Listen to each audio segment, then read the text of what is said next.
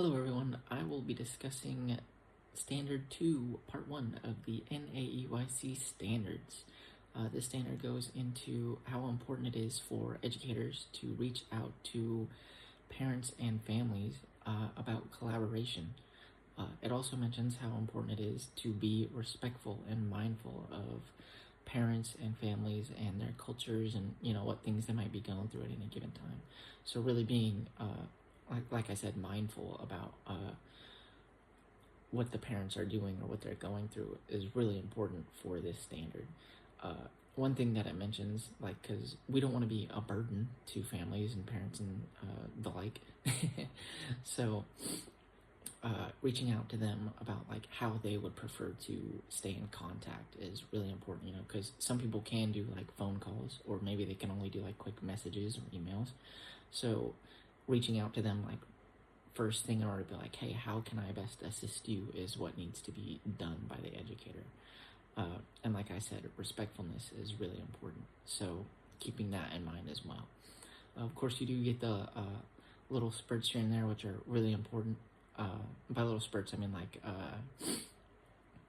when parents come to pick their children up, you can have little 1 minute, 2 minute conversations kind of deal about what happened in the day, and kind of spreading the positivity of their child, oh, today they did this really cool thing, or that we learned this really cool thing and your child totally crushed it.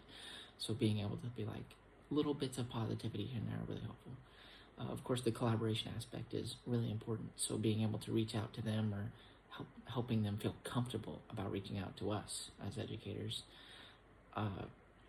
is really important. So if they have an idea or something happen at home or anything like that, they can reach out and be hey, this happened, or maybe we could try this, in order to help the child the most. Because, I think that's everyone's goal. We all have a common goal.